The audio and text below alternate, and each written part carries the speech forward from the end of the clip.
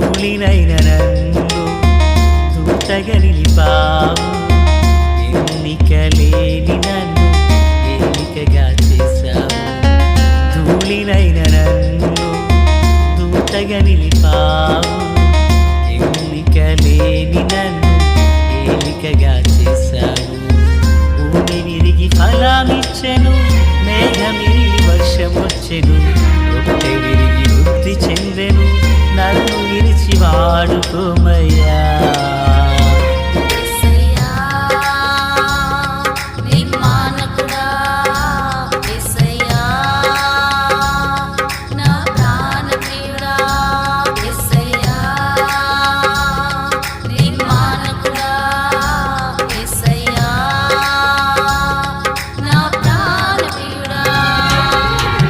ధూళినైన నన్ను దూతగా నిలిపావు. ఎన్నిక లేని నన్ను ఏలికగా చేశావు. ధూళినైన నన్ను దూతగా నిలిపావు. ఎన్నిక లేని నన్ను ఏలికగా చేశావు. మన ప్రభు అయినటువంటి యేసుక్రీస్తు వారి పరిశుద్ధమైన నామములో తండ్రి అయిన దేవాది దేవునికి నిత్యము స్తుతియు స్తోత్రములు, మహిమయు ఘనతయు ప్రభావములు యుగయుగములు ప్రభునకే చెల్లునుగాక. ఆత్మీయులారా, బాగున్నారు కదూ? దేవుని మహాకృపను బట్టి మరో పర్యాయము మనం ఇలాగున కలిసి ప్రభు యొక్క దైవవాక్యాన్ని ధ్యానం చేయుటకు గాను దేవుడు అనుగ్రహించిన ఈ మంచి తరుణమునకై ప్రభువుని ఎంతగానో స్తుతించి బద్దులమునై ఉన్నాం. దయగలిగిన ఆయన ఆత్మచేత సమభూమి గల దేశమున ప్రభు మనలను నడిపించునుగాక. నేటి దిన వాక్య ధ్యానమై ఆది కాండము 26వ అధ్యాయము 7వ వచనము.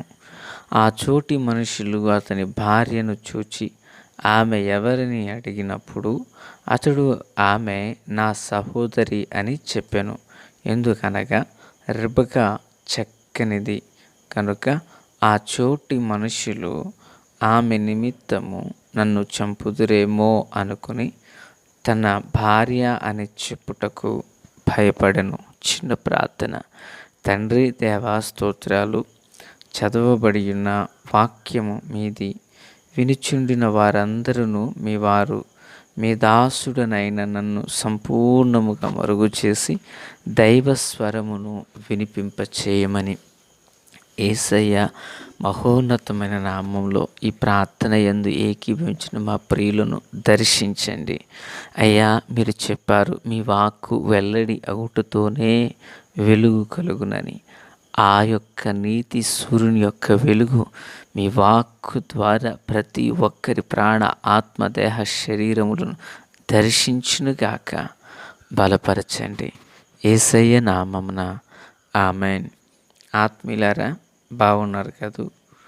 ఒక మనుష్యుడు భయపడుట వలన ఎంత బలహీనతలోకి వెళ్ళవలసి వస్తుందో ఈ భాగములో మనం ధ్యానం చేయబోతున్నాం.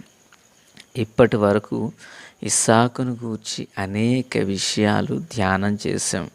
అతడు దేవుని మాట విన్నవాడని, మరి గెరారులో నిలిచినవాడని, సాయంకాల వేళ ప్రార్థన చేసుకున్న ప్రార్థనాపరుడని, బలిపీఠం మీద తన తండ్రికి విధేయత చూపిన వాడని, ఎన్నో విషయాలు, శ్రేష్టమైన సుగుణాలు మనము విన్నాం. అయితే ఈ దినాన ఇస్సాకు గారు కూడా ఒక మనిషే. ఆయనలో ఓ బలహీనత చోటు చేసుకున్నదని చెప్పుటకు ఏ మాత్రం సందేహం లేదు. అయితే ఇస్సాకు గారి యొక్క బలహీనతలను ఎత్తి చూపేంత గొప్పవాడని నేను కాదు సుమి. అయితే మనుషుడు బలహీనుడు. ఆ బలహీనుడు ప్రభువుపై ఆనుకుంటే బలమైన కార్యాలు చేస్తాడని, ప్రభువుపై ఆనుకోపోతే అతని బలహీనతలు ఎంత నిస్సహాయ స్థాయిలోకి నడిపిస్తాయో ఓ సూచన మాత్రమే నేటి దిన వాక్యం.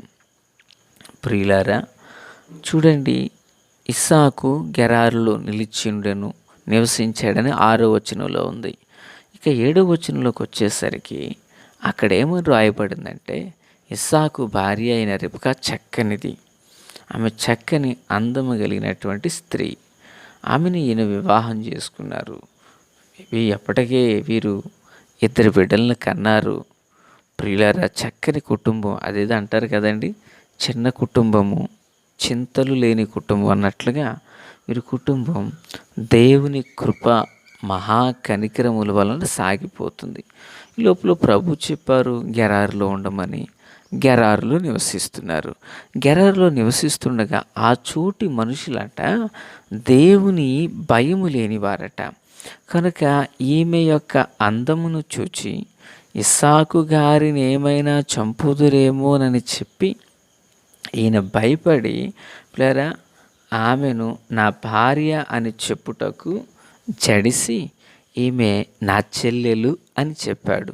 చూడండి, మరి ఇదే సందర్భాన్ని మనం గమనించినట్లయితే అబ్రహాము గారు శారమ్మ విషయంలో నా చెల్లెలని ఐగుప్తులో చెప్తారు. అదే అబ్రహాము గారు శారా నా సహోదరి అని చెప్పి మరి అబీమెలెకుతో చెప్తారు. ఆదికాండం 12వ అధ్యాయం 13వ వచనం, ఆదికాండం 20వ అధ్యాయం 5వ వచనంలో. అంటే ఇప్పుడు అబ్రహాము ఏ పొరపాటు జరిగించారో అదే పొరపాటు ఇస్సాకు గారి జీవితంలో కూడా జరుగుతుంది. నిజానికి గెరారులో ఉండమన్నది ఎవరు? దేవుడు. గెరారులో ఉండమని చెప్పిన దేవుడు గెరారులో తన కుటుంబానికి క్షేమాన్ని కలగజేయడా? తప్పక కలుగజేస్తాడు.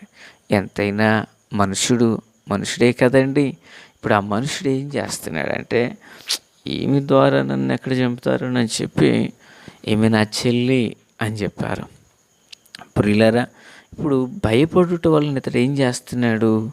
అబద్ధం చెప్తున్నాడు కదా. అబద్ధమునకు జనకుడు అపవాది. అపవాదికి చోటు ఇచ్చామంటే మనం అపవాది పిల్లలుగా చేయబడుతున్నాం అని అర్థం. ఆత్మీయులారా, అసలు మనుషుడు ఎవరికి భయపడాలి?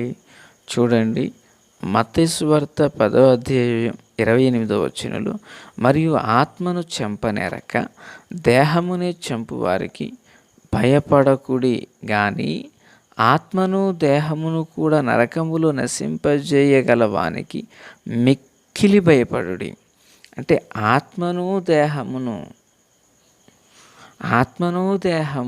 అంటే మన ఆత్మను దేహమును నరకమునకు త్రోసిపుచ్చగలిగిన వ్యక్తి దేవుడే కదా. మరియు ఆత్మను చంపనేరక దేహమునే చంపు వారికి అంటే ఇది మనుషులు. అయితే మనుషులకు భయపడకండి అయ్యా, కానీ దేవునికి భయపడండి. ఇస్సాకు ఎవరికి భయపడాలి? ఇప్పుడు దేవునికి భయపడాలి. కానీ ఎవరికి భయపడుతున్నారు? అయ్యో, ఇలాగ అబద్ధం చెప్తే నా దేవుడు నన్ను దండిస్తారేమోనని దేవునికి భయపడాలి. ఈయనేం చేశాడంటే, చూడండి, మనలో కొందరు అంటారు కదా, ఆ దేవుడికి తెలుసులేండి, ఇక తప్పదు అందుకే ఆగిపోయాను, ఇక తప్పదు అందుకే వెళ్ళిపోయాను, ఇక తప్పదు అందుకే ఈరోజు బలారాధనలో పాల్గొనలేకపోయాను. వాళ్ళు అర్థం చేసుకోరండి బాబోయ్, ఇదిగో దేవుడు అన్న పర్లేదు, దేవుడిని క్షమించమని అడగొచ్చు అంటే సాకులు చెబుతారు చూసారా. అలాంటి బాణీకి వచ్చేసి అదిగో వాళ్ళు అర్థం చేసుకోరు, కానీ ప్రభు అర్థం చేసుకుంటారని చెప్పి అబద్ధం చెప్పాడు. ఈ అబద్ధం తన జీవితంలో ఎంతో కాలం దాగలేదు పిల్లరా. ఓ రోజట చూడండి 8వ వచనంలో, అక్కడ అతడు చాలా దినములు ఉండిన తర్వాత ఫిలిష్తీయుల రాజైన అబీమెలెకు కిటికీల నుండి చూచినప్పుడు ఇస్సాకు తన భార్య అయిన రెబెకాతో సరసమాడుట కనపడినని చూస్తున్నాం. అంటే ఆ అబద్ధం ఎంతో కాలం నిలవలేదు. ఆత్మీయులారా, వింటున్నారా? మామూలుగా బయటనే బ్రదర్ అనేది ఇప్పుడు లోపలికి వచ్చిన తర్వాత బ్రదర్ ఇన్ లా అంటూ మొదలుపెట్టింది. ఇది భార్యాభర్తలు కదా, వారు తమ గుడారంలో తమ వ్యక్తిగత జీవితంతో వారు సరసమాడటం కనిపించారంట. అయితే ఈ అబీమెలెకు అనేవాడు కిటికీ నుండి చూశాడు. ఏంటి నువ్వు చేసిన గొప్ప పాతకం ఏంటి? నా భార్య అని చెప్పావు, మాలో ఎవరైనా ఆమెను కూడితే గొప్ప దోషం మా మీదకి వచ్చింది కదా, ఎందుకు ఇలా చేసావంటే అప్పుడు ఇస్సాకు గారు అంటారు, ఆమె నిమిత్తం నన్ను చంపుదురేమనుకుని నా భార్య అని చెప్పానయ్యా. ఎందుకంటే ఇక్కడ మనుషులు సరి అయినటువంటి దైవ భయం కలిగినటువంటి వారు కాదు కదా అంటూ మాట్లాడతారు. అయితే అబీమెలెకు అతను ఏం చేశాడంటే, ఇలాంటి విషయం చెప్పుట ద్వారా, ఇలా నీవు చేయటం ద్వారా గొప్ప దోషం మా మీదకి వచ్చినని చెప్పి తన వారిని పిలిపించి ఒక మాట చెప్పారు. ఈ మనుషుని జోలికైనను, ఇతని భార్య జోలికైనను వెళ్ళువాడు నిశ్చయంగా మరణశిక్ష పొందునని తన ప్రజలందరికీ కూడా ఆజ్ఞాపించాడంట. 11వ వాక్యం గమనించిన పిల్లలు, ఇప్పుడు ఎవరు నీతిమంతులయ్యారు? ఇక్కడ ఎవరు యథార్థంగా ఉన్నారు? అబద్ధం చెప్పి నేను యథార్థంగా ఉన్నాడా? విషయం తెలుసుకుని కఠినంగా ఖండించి నిర్ణయం తీసుకున్నటువంటి అబీమెలెకు యథార్థంగా ఉన్నాడంటే అబీమెలెకే. ఎందుకు ఇలాగ ఇస్సాకు బలహీనతలు పడవలసి వచ్చింది? ఎందుకు ఇలాగ ఇస్సాకు తప్పిపోవలసి వచ్చిందంటే కారణం ఒకటే, అతడు మనుషులకు భయపడ్డాడు. పిల్లరా, ఈ మాటలు వించుని నీ జీవితంలో మనుషుని సంతోషపెట్టాలనుకుంటున్నావా? మనుషుని చూసి భక్తి చేయాలనుకుంటున్నావా? మనుషులకు భయపడుతున్నావా? లేదండి, ఆత్మను గాక దేహమునే చంపువానికి భయపడుడి కానీ ఆత్మను దేహమును కూడా నరకములో పడవేయువానికి మెక్కిలి అంటే మరి ఎక్కువగా భయపడాలంట. అవునండి, దేవుడు మనకిచ్చే రక్షణ కాపాడుకునే విషయంలో, సాక్ష్యాన్ని కాపాడుకునే విషయంలో, పరిశుద్ధతను కాపాడుకునే విషయంలో, దైవత్వాన్ని కాపాడుకునే విషయంలో దేవుని కృపకు మనల్ని మనం అప్పగించుకోవాలి. కనుక మనుషులు మనం సంతోషపెట్టే వారంగా ఉండొద్దు, దేవుణ్ణే మనం సంతోషపెట్టాలి.